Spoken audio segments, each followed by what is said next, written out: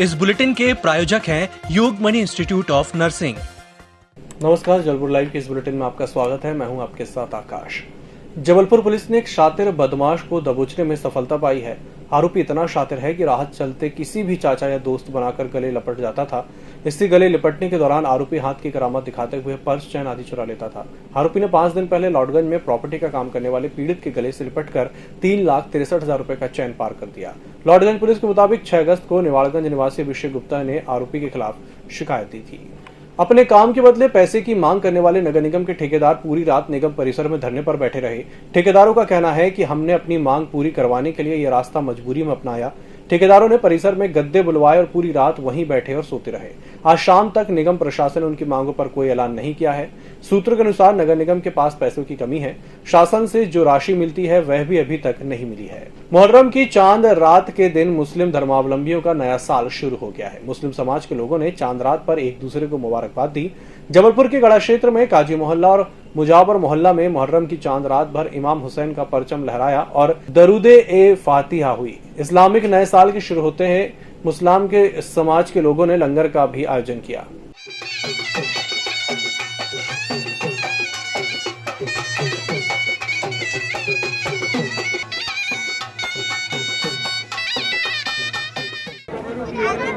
सरकार सैयदना इमाम हुसैन रज़ी अल्लाह ताला अन्हु का परचम यानी कि झंडा बुलंद किया गया और इस मौके से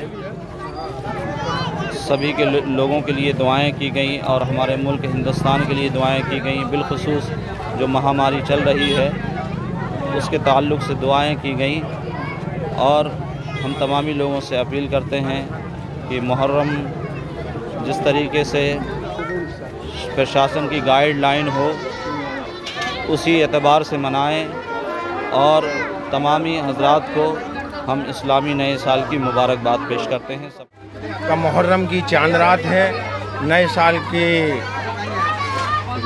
शुरुआत हुई है। इसी मुबारक मौके पर काजी महल्ले में जामा मस्जिद के बाजू से लंगर छबील का एहतमाम किया गया है और फातिहा शरीफ हुई।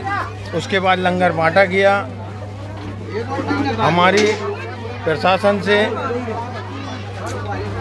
पुरजोश गुजारिश है का रोड पे कोई ऐसा कार्यक्रम नहीं होगा कि जिसमें हमारे प्रशासन की छवि बिगड़े। हमारी बस्ती के अंदर हमारी माँ बहनें लंगर ले रही हैं, लंगर लेके जा रही हैं और कमेटी को शुक्रिया अदा करवा रही हैं। और आज इसी फातिहा के उपलब्ध में हमारे देश के अंदर जो कोरोना फैला हुआ है, इमाम अली मकाम के सदक़े में ये कोरोना जल्द से जल्द इस दुनिया से, इस हिंदुस्तान से खात्मा हो। मेडिकल विश्वविद्यालय के कुलपति डॉक्टर TN दुबे के संरक्षण में चल रहे प्रदेश व्यापी भ्रष्टाचार को लेकर MP स्टूडेंट यूनियन द्वारा विश्वविद्यालय में तालाबंदी कर कुलपति मुर्दाबाद के नारे लगाए और आरोप लगाया कि कुलपति जबलपुर हनीमून मनाने जबलपुर आते हैं। छात्रों को 3 साल हो गए एक ही क्लास में, मगर आज तक कुलपति को परीक्षाओं का होश नहीं है।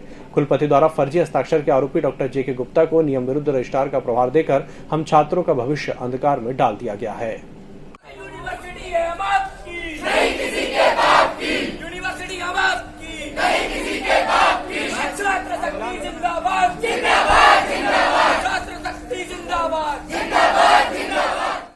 Yogmani institute of nursing, Jamdar hospital, Jabalpur.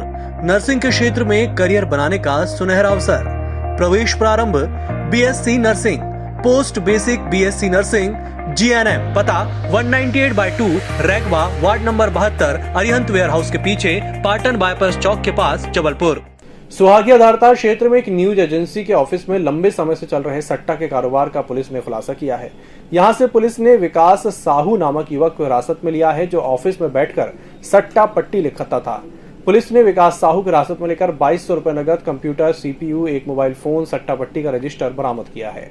आजादी की 75वीं वर्षगांठ के अवसर पर आजादी का अमृत महोत्सव कार्यक्रम पूरे देश में किया जा रहा है। इसी क्रम में रानी दुर्गावती विश्वविद्यालय में आदिवासी दिवस के अवसर पर आजादी का अमृत महोत्सव कार्यक्रम आयोजित किया गया। अध्यक्षता पूर्व कुलपति प्रोफेसर अलका नायक के स्वागत, उप कुलपति डॉक्टर दीपेश मिश्रा, नवागत कुलपति कुल सचिव प्रोफेसर ब्रजेश सिंह का स्वागत छात्र कल्याण अधिष्ठाता प्रोफेसर विवेक मिश्र ने किया।